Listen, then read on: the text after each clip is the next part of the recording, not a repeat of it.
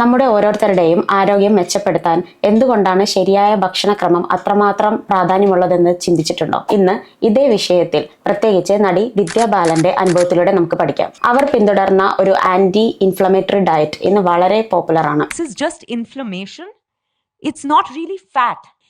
And in most cases, by the way, with people who put on a lot of weight, it is inflammation. So they put me on a diet to get rid of the inflammation, and it worked beautifully. The weight went like that. എങ്ങനെയാണ് അത് നമുക്ക് use ആകുന്നത് എന്ന് നോക്കാം. ഞാൻ doctor Jibina knife, consultant physician, വലിയ homeopathy clinic.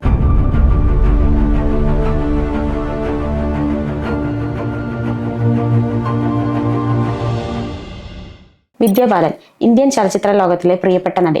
അവരുടെ ജീവിതത്തിലെ പോസിറ്റീവ് മാറ്റങ്ങളുടെ ഒരു ഭാഗമായാണ് ഈ ഡയറ്റ് അവർ സ്വീകരിച്ചത്. വ്യായാമത്തിൽ മാത്രം ആശ്രയിക്കാതെ ശരിയായ രീതിയിലുള്ള ഒരു ഭക്ഷണക്രമം സ്വീകരിച്ച് അവർ അവരുടെ ശരീര സൗന്ദര്യവും അതേപോലുള്ള ആരോഗ്യവും മെച്ചപ്പെടുത്തി. അവരുടെ ഡയറ്റിന്റെ വസ്തുതകൾ നമ്മെ പ്രചോദിപ്പിക്കുന്ന ഒന്നാണ്. എന്താണ് വിദ്യാ ബാലൻ സ്വീകരിച്ച ആന്റി ഇൻഫ്ലമേറ്ററി ഡയറ്റ് എന്ന് നോക്കാം. അതായത് ഇൻഫ്ലമേഷൻ എന്ന് പറയുന്നത് ശരീരത്തിൽ ഉണ്ടാകുന്ന ഒരു വീക്കം. അത് നമ്മുടെ ശരീരത്തിന്റെ രോഗപ്രതിരോധത്തിന്റെ ഒരു ഭാഗമാണ്. ഈ ഇൻഫ്ലമേഷൻ ഒരുപാട് നാളത്തേക്ക് നിന്ന് കഴിഞ്ഞിട്ടുണ്ടെങ്കിൽ അത് നമുക്ക് ശരീരത്തിലെ വളരെ കാര്യഗൗരവമുള്ള അസുഖത്തിലേക്ക് നയിക്കും. ഹൃദ്രോഗങ്ങൾ ഉണ്ടാക്കും. അതുപോലെ തന്നെ ആർത്രൈറ്റിസ് റിലേറ്റഡ് ആയിട്ടുള്ള രോഗങ്ങൾ, അമിതമായിട്ടുള്ള വണ്ണം, ഒരുപാട് ക്ഷീണം അനുഭവപ്പെടുക, ഇതെല്ലാം ഈ ഇൻഫ്ലമേഷൻ നമ്മുടെ ശരീരത്തിൽ കൂടുമ്പോൾ ഉണ്ടാകുന്നതാണ്. ഈ ആന്റി ഇൻഫ്ലമേറ്ററി ഡയറ്റിലൂടെ നമുക്ക് ഇൻഫ്ലമേഷൻ കുറക്കാൻ സാധിക്കും. അതുപോലെ തന്നെ നമ്മുടെ ഓവറോൾ ഹെൽത്തിന് വളരെ നല്ലതുമാണ്. ഇനി ഈ ഡയറ്റിന്റെ പ്രധാന ഘടകങ്ങളിലേക്ക് പോകാം. അതായത് എന്തൊക്കെയാണ് ഈ ഡയറ്റിൽ നമുക്ക് ഇൻക്ലൂഡ് ചെയ്യേണ്ടത് എന്ന് നോക്കാം. വൈവിധ്യമാർന്ന നിറമുള്ള പച്ചക്കറികളും പഴവർഗ്ഗങ്ങളും ഇതാണ് ഫസ്റ്റ് നമ്മൾ ഇൻക്ലൂഡ് ചെയ്യേണ്ടത്. ഇതിൽ ധാരാളം ആന്റി ഓക്സിഡൻസ് അടങ്ങിയിട്ടുണ്ട്. അത് നമ്മുടെ കോശങ്ങൾ, അതായത് നമ്മുടെ സെൽസിനെ പ്രൊട്ടക്ട് ചെയ്യുകയും അതുവഴി നമുക്ക് ഒരു നാച്ചുറൽ ഇമ്മ്യൂണിറ്റി, നമുക്ക് നാച്ചുറൽ ആയിട്ടുള്ള രോഗപ്രതിരോധ ശേഷി വർദ്ധിക്കാനും കാരണമാകുന്നു. ഈ പഴവർഗ്ഗങ്ങളും പച്ചക്കറികൾ എന്ന് പറയുമ്പോൾ അതിൽ കൂടുതലായിട്ടും ബെറീസ്, അതുപോലെ തന്നെ ഓറഞ്ച്, പിന്നാച്ച്, പിന്നെ ബ്രൊക്കോളി, ഇങ്ങനെയുള്ള ആഹാര പദാർത്ഥങ്ങൾ കൂടുതലായിട്ട് ഉപയോഗിക്കുക. അതേപോലെ chia seeds, walnut, olive oil, salmon fish, ഇതിലെല്ലാം ധാരാളം ഒമേഗ 3 ഫാറ്റി ആസിഡ്സ് അടങ്ങിയിട്ടുണ്ട്. ഈ ഒമേഗ 3 ഫാറ്റി ആസിഡ്സ് നമ്മുടെ ശരീരത്തിലുള്ള പ്രോ ഇൻഫ്ലമേറ്ററി മാർക്കറുകളെ കുറയ്ക്കുന്നു. അതുകൊണ്ട് തന്നെ നമ്മുടെ ഹൃദയത്തിന്റെ ആരോഗ്യത്തിനും അതുപോലെ തന്നെ ബ്രെയിൻ ഡെവലപ്മെന്റിനും ധാരാളം ഹെൽപ്പ് ചെയ്യുന്നുണ്ട്. അടുത്തൊരു ഘടകം എന്ന് പറയുന്നത് നമ്മൾ കഴിക്കുന്ന ആഹാരങ്ങളിലെല്ലാം മസാലകൾ യൂസ് ചെയ്യുന്നത്, സ്പൈസസ് യൂസ് ചെയ്യുന്നതാണ്. അതായത് നമ്മൾ കഴിക്കുന്ന പല മസാലകളിലും ഒരുപാട് ആരോഗ്യ ഗുണങ്ങളുള്ളവയുണ്ട്. ഒരു എക്സാമ്പിൾ പറയുകയാണെങ്കിൽ മഞ്ഞൾ, അതായത് മഞ്ഞളിൽ കുർക്കുമിൻ എന്ന് പറഞ്ഞ കണ്ടന്റ് ഉണ്ട്. അത് നമ്മുടെ ഇൻഫ്ലമേഷൻ കുറക്കുന്നതിന് സഹായിക്കുന്നു. അതേപോലെ തന്നെ ഇഞ്ചിയുടെ കേസിൽ വരുമ്പോൾ നമ്മുടെ ആർത്രൈറ്റിസ് പോലുള്ള, അതായത് വാദം പോലുള്ള കണ്ടീഷൻസിലൊക്കെ മൊബിലിറ്റി എൻഹാൻസ് ചെയ്യാനും അതേപോലെ തന്നെ സ്റ്റിഫ്നെസ് കുറയ്ക്കാനായിട്ടും ഇത് സഹായിക്കുന്നുണ്ട്. അടുത്തത് ഇൻക്ലൂഡ് ചെയ്യേണ്ടത് സമ്പൂർണ്ണ ധാന്യങ്ങൾ, അതായത് ഹോൾ ഗ്രെയിൻസ്.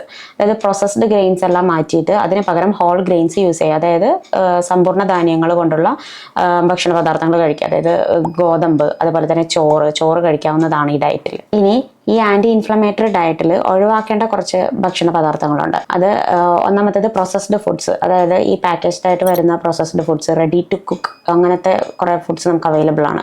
പാക്കേജ്ഡ് ആയിട്ട് വരുന്നത് ചിപ്സ്, ഇങ്ങനെയുള്ള സംഭവങ്ങളൊക്കെ ഒഴിവാക്കേണ്ടതാണ്.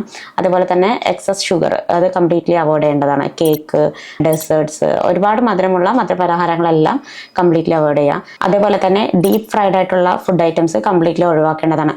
അതിൽ ധാരാളം ട്രാൻസ് ഫാറ്റ്സ് അടങ്ങിയിട്ടുണ്ട്. അത് ശരീരത്തിന് വളരെ കേട് വരുത്തുന്ന ഒന്നാണ്. അതും കംപ്ലീറ്റ്ലി ഒഴിവാക്കേണ്ടതുണ്ട്. ഈ ഡയറ്റിന് പുറമെ വിദ്യാ ബാലൻ അവരുടെ ജീവിതശൈലിയിലും കുറേ മാറ്റങ്ങൾ കൊണ്ടുവന്നിട്ടുണ്ട്. അത് അവരെ ഒരുപാട് ഹെൽപ്പ് ചെയ്തിട്ടുണ്ട്. ഒന്നാമത്തത് മൈൻഡ്ഫുൾ ഈറ്റിംഗ്, ഭക്ഷണം മന്ദഗതിയിൽ കഴിച്ച് ശരീരത്തിന്റെ ആവശ്യം മനസ്സിലാക്കുക. രണ്ടാമത്തത് ഹൈഡ്രേഷൻ, ഒരു ദിവസം 4 ലിറ്ററെങ്കിലും വെള്ളം കുടിക്കുക. ഹെർബൽ ടീസ്, അതായത് പച്ചമരുന്നുകളൊക്കെ ഇട്ടിട്ടുള്ള ടീസ് അവർ യൂസ് ചെയ്തിട്ടുണ്ടായിരുന്നു. മെഡിറ്റേഷൻ, ഉള്ള രീതിയിൽ യോഗ, അതുപോലെ മെഡിറ്റേഷൻ, അതുപോലെയുള്ള കാര്യങ്ങളൊക്കെ സ്ട്രിക്റ്റ് ആയിട്ട് ഫോളോ ചെയ്യുന്നുണ്ടായിരുന്നു. ഈ ആന്റി ഇൻഫ്ലമേറ്ററി ഡയറ്റിൽ നല്ല ഗുണങ്ങളുള്ളതുപോലെ തന്നെ കുറച്ച് പരിമിതികളും ഇതിലുണ്ട്. അതായത് പോഷകക്കുറവ് നല്ലപോലെ ഉണ്ടാവാനുള്ള ചാൻസ് ഉണ്ട്. കാൽഷ്യം, പ്രോട്ടീൻ്റെ ഒക്കെ കുറവ് വരാനുള്ള ചാൻസ് ഉള്ളത് കൊണ്ട് തന്നെ നമ്മൾ ഡീറ്റെയിൽ ആയിട്ട് നമ്മളുടെ ഹെൽത്ത് എങ്ങനെയാണെന്നുള്ളതൊക്കെ നോക്കിയിട്ട് വേണം നമ്മൾ ഈ ഡയറ്റ് സ്വീകരിക്കാനായിട്ട്. അതുപോലെ തന്നെ ഗർഭിണികൾ, അതുപോലെ തന്നെ ഒരുപാട് പ്രായം ചെന്ന ആളുകൾ, അങ്ങനെയുള്ളവരെല്ലാം ഈ ഡയറ്റ് സ്വീകരിക്കാൻ പാടുള്ളതല്ല. ഇൻഫ്ലമേഷൻ കുറക്കുന്നതിന് മാത്രമായിട്ട് രൂപകൽപ്പന ചെയ്ത ഈ ഡയറ്റ് ആക്ച്വലി മറ്റു രോഗങ്ങൾ, പ്രോട്ടീൻ കുറവ് കൊണ്ടുള്ള ക്ഷീണം, അതേപോലെ മറ്റു ക്രോണിക് രോഗങ്ങൾക്കൊന്നും ഇത് കൃത്യമായിട്ടുള്ള ഒരു പരിഹാരമല്ല. ഇൻഫ്ലമേഷൻ കുറയ്ക്കുന്നത് കൂടാതെ നിങ്ങളുടെ പ്രതിരോധശേഷി വർദ്ധിപ്പിക്കുന്ന രീതിയിലുള്ള ഡയറ്റ് സജ്ജീകരിക്കുക. അതാണ് ശ്രദ്ധിക്കേണ്ടത്. വെലീത് homeopathy on a mission to cure.